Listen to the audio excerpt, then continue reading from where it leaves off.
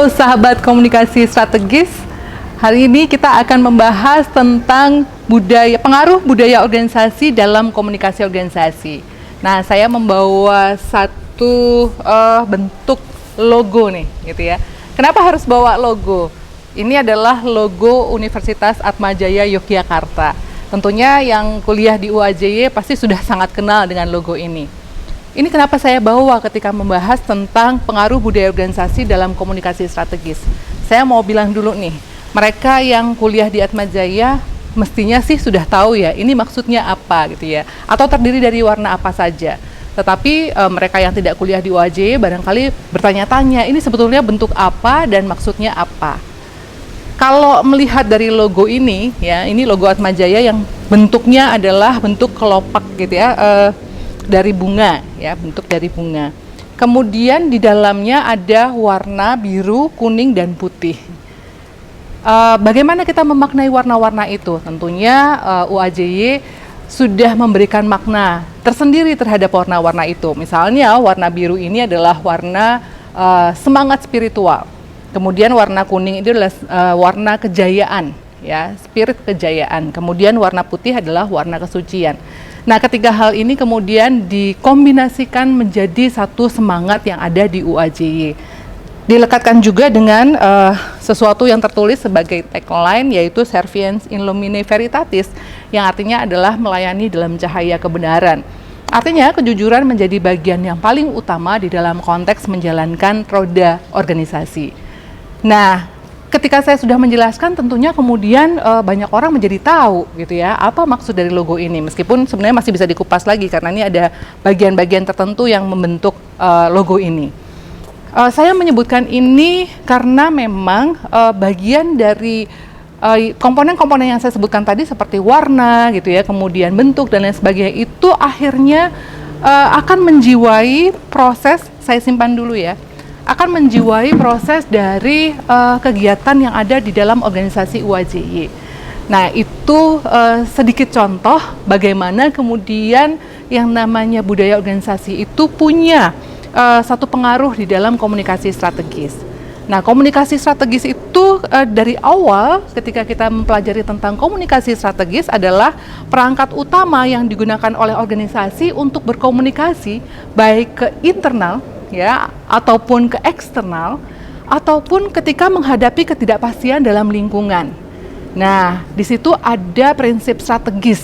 Kenapa strategis? Ya, karena strategis ini adalah bagian dari bagaimana kita mengelola, mengetahui atau memanage, memantau dan menafsirkan kondisi lingkungan. Tadi kan dikatakan bahwa komunikasi strategis diantaranya adalah untuk menghadapi, beradaptasi terhadap ketidakstabilan lingkungan. Nah, maka untuk bisa mengetahui bagaimana lingkungan saat ini sedang berpengaruh terhadap organisasi, kita perlu melakukan interpretasi. Kita perlu memantau atau memonitor, dan kemudian di situ kita menafsirkan kondisi lingkungan. Dari situlah kita membuat atau mendesain rencana-rencana strategis, sehingga disebut sebagai komunikasi strategis, karena prinsip-prinsip komunikasi yang akan dijalankan di sana. Bagaimana kemudian ini bisa dijalankan? Nah, aspek strategis ini kan tidak muncul dengan tiba-tiba nih. Aspek strategis ini muncul karena ada kolaborasi dari anggota-anggota organisasi itu yang kemudian menghadirkan adanya hal-hal yang sifatnya strategis. Bagaimana kemudian anggota-anggota ini bisa berkolaborasi? Nah, hal-hal yang kemudian mengantar anggota ini bisa berkolaborasi, itulah yang disebut sebagai budaya organisasi. Maka tadi bagaimana pengaruh budaya organisasi di dalam komunikasi strategis, tadi bagaimana budaya ini memberikan kontribusi terhadap terciptanya komunikasi strategis tadi, ya. Nah, budaya sendiri diartikan sebagai sistem makna, nilai atau juga kepercayaan yang dimiliki bersama, kemudian ditransmisikan secara sosial dari waktu ke waktu di antara anggota organisasi ataupun di antara kelompok-kelompok sosial.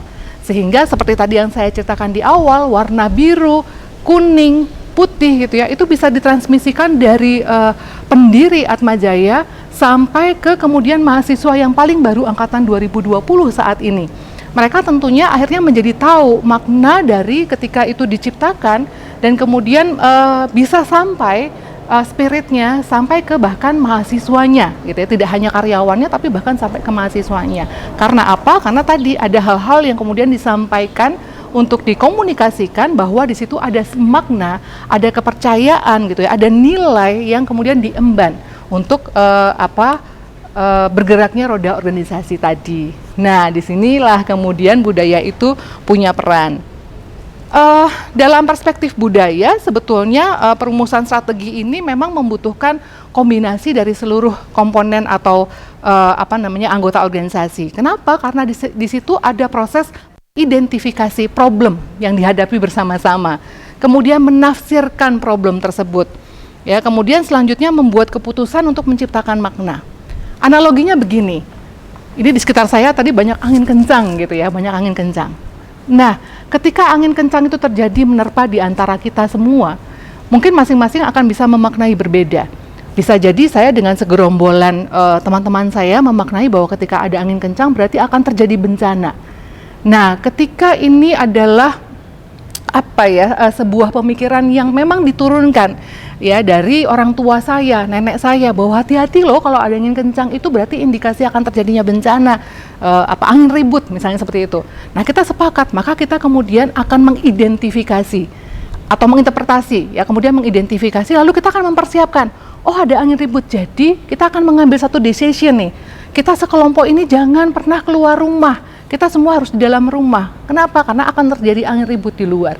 Nah, ini analogi atau contoh sederhana atau misal gitu ya, yang terjadi ketika itu berhadapan dengan satu kondisi di luar diri kita. Begitupun dalam organisasi, ketika di luar sana ada satu kondisi yang tidak stabil, kemudian anggota organisasi ini akan secara berkolaborasi akan memikirkan bahwa hal-hal yang terjadi di sana akan diidentifikasi. Ini kira-kira gejala apa ya?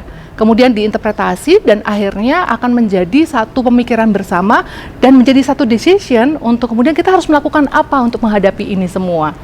Nah, maka itulah yang kemudian bisa dilakukan karena budaya itu menghantar anggota-anggota organisasi untuk bisa bersama-sama menghadapi kondisi yang ada baik saat ini atau yang kemudian akan dihadapi pada masa yang akan datang. Untuk bisa memahami tentang budaya organisasi, di situ kita memulai dengan adanya skema. Skema ini adalah kalau boleh dikatakan sebagai kerangka kerja gitu ya, yang beroperasi pada masing-masing individu untuk memahami cara hidup organisasi. Jadi memang bagaimana organisasi ini pada akhirnya budaya organisasi yang menjadi hidup, karena anggota-anggotanya pun di sini memiliki interpretasi terhadap situasi yang dihadapi oleh organisasi. Nah, maka kemudian di situ akan muncul hipotesis gitu ya, akan muncul sebuah ekspektasi terhadap hal-hal yang dihadapi. Sehingga karena ada hipotesis, ada ekspektasi, lalu didesainlah rencana untuk menafsirkan, kemudian menghadapi kondisi ke depan. Nah, skema budaya organisasi yang beroperasi di dalam sebuah organisasi itu terdiri dari 5. Jadi ada 5 kriteria untuk menyeleksi budaya menurut skema tadi gitu ya. Ada 5 hal. Kenapa? Karena memang itu terjadi pada masing-masing individu ketika mereka menginterpretasikan hal-hal yang terjadi di lingkungannya. Budaya organisasi itulah yang kemudian mengarahkan mereka gitu ya untuk memiliki interpretasi terhadap apa yang dihadapi oleh organisasi. Nah, 5 kriteria itu adalah satu, kriterianya adalah menghindari untuk menyalahkan. Jadi di sini prinsipnya adalah bahwa setiap orang yang ada di dalam organisasi itu akan menganggap bahwa hal-hal yang terjadi tidak kemudian atau diikuti gitu ya, instruksi yang ada itu diikuti, tidak kemudian ditentang atau disalahkan. Jadi istilahnya adalah menghindari menyalahkan. Instruksi yang ada, sesuatu yang memang sudah berjalan gitu ya, kemudian diikuti oleh anggota organisasi. Kemudian kriteria yang berikutnya adalah adanya toleransi. Toleransi ini yang menjadi bagian dari pengembangan komunikasi strategis, karena di situ anggota organisasi mencoba untuk mengelaborasi apa yang terjadi dan perkembangannya. Jadi ada toleransi. Mungkin sebelumnya budayanya seperti ini, tapi ketika ada pembaruan-pembaruan, mereka kemudian bisa mentolerir gitu, sehingga memang akhirnya budaya organisasi ini akan menjadi berkembang ya, seturut dengan bagaimana anggota organisasi itu memaknai jalannya atau laju gerak organisasi. Kemudian kriteria yang berikutnya adalah fokus pada internal. Ya, karena ini kita bicara soal budaya organisasi, kita akan lebih melihat tentang bagaimana hal-hal yang terjadi di dalam organisasi, gitu ya. Jadi tidak terlalu banyak melihat bagaimana kondisi eksternal, tapi internal sendiri relasinya seperti apa. Kita sudah bisa membangun satu kekompakan atau tidak. Kita bisa membangun budaya ini sebagai nafas untuk bisa bergerak atau tidak. Jadi fokusnya dari sana. Kriteria yang keempat adalah ini bagian dari bagaimana kita bangga terhadap organisasi kita. Kita menyebutnya bagian kriteria ini adalah kami adalah representasi atau kami adalah ikon dari organisasi. Nah, ini bagian di mana kita menunjukkan kebanggaan terhadap organisasi kita. Tentu saja seharusnya ketika kita ada atau bergabung dalam sebuah organisasi, kita harus bangga terhadap organisasi kita. Di antaranya kita menjadi representasi atau menjadi ikon di situ. Kriteria yang kelima adalah fleksibilitas dan kelancaran. Budaya organisasi ini seharusnya tidak mengukung, tetapi justru budaya organisasi ini memberikan satu fleksibilitas sehingga ketika ada perubahan ini akan melebur. Memang tidak kemudian berubah sama sekali, tapi ada hal-hal yang kemudian sedikit demi sedikit akan membuat organisasi ini menjadi berkembang budaya organisasinya, atau mungkin bergeser gitu. Ya, maka ini adalah bagian dari kriteria kelima. Dengan demikian maka ada hal-hal yang kita kembangkan sebagai sebuah hubungan yang ekologis, bahwa memang model komunikasi strategis ini berangkat dari adanya budaya yang berkembang dalam organisasi. Komunikasi strategisnya akan tampak berwarna merah kalau memang budaya organisasi yang ada di situ dikembangkan dengan warna merah misalnya. Komunikasi strategisnya akan berwarna biru arahnya kalau budaya organisasinya di situ memang dikembangkan dengan warna biru. Nah, warna-warna tadi gitu ya, atau nafas-nafas yang dirasakan baik oleh internal maupun eksternal organisasi itu tadi didapat karena adanya tadi hubungan ekologis gitu antara model komunikasi strategis itu sendiri yang memang berangkat dari budaya yang berkembang di dalamnya. Nah, kemudian bagaimana implikasinya bagi manajemen komunikasi strategis?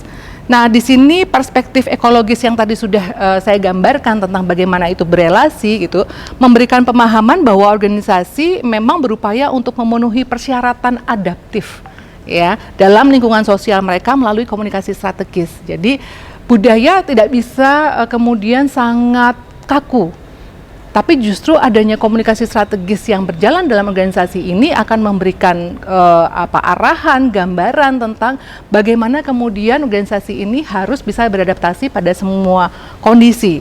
Ya, kemudian di dalamnya juga akan ada pengorganisasian yang sangat identik yang mendeskripsikan tentang bagaimana karakter atau keunikan dari organisasi ini. Jadi budaya inilah yang kemudian akan memberikan keunikan organisasi ini dibanding dengan yang lain.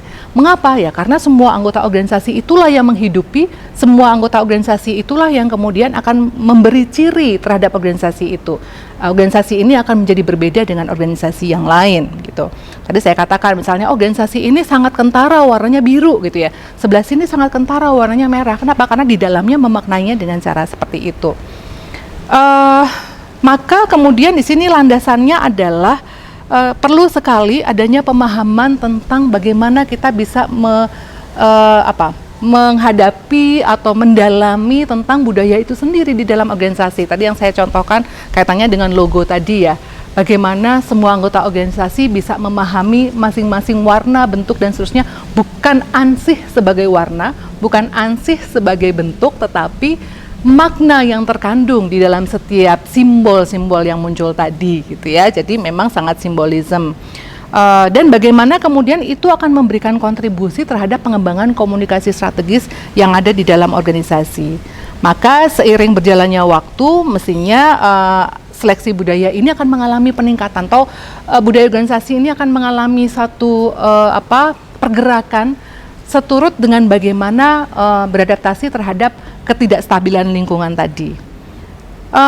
Maka dengan demikian di sini ada peran penting untuk menentukan tadi ya kita mau pakai kriteria yang mana dari 5 tadi sehingga kita bisa tetap beradaptasi gitu atau bahkan barangkali menggunakan kelima-limanya.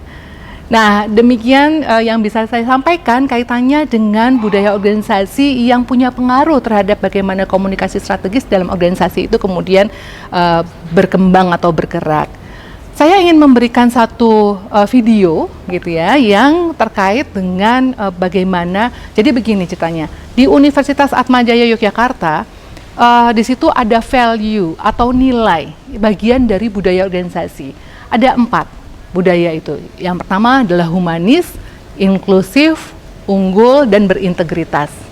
Mestinya sih setiap anggota organisasi dalam proses pergerakannya, dalam proses melakukan kegiatannya, termasuk mahasiswanya gitu ya, mestinya menggambarkan ke-4 nilai tadi. Nah, saya akan menunjukkan video, bisa ditonton videonya oleh sahabat semua, kemudian tolong berikan komentar di dalam chat gitu ya, nilai apakah yang paling dominan di dalam video tersebut. Nah, coba saksikan. Sekali lagi, nilai apakah yang paling dominan di dalam video tersebut? Karena kita sedang bicara soal budaya organisasi, dan video itu sebetulnya adalah upaya untuk mengomunikasikan tentang hal atau nilai-nilai yang ada di dalam Universitas Atmajaya Yogyakarta.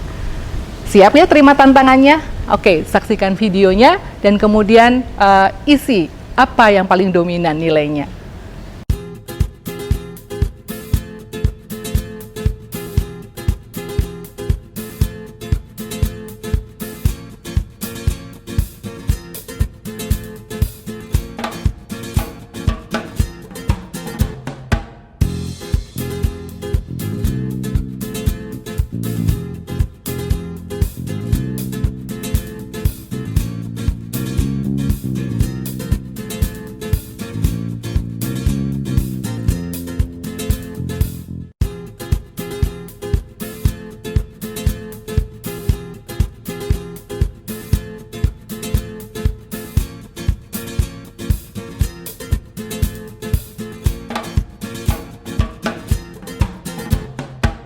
Terima kasih perhatiannya dan saya tunggu jawabannya.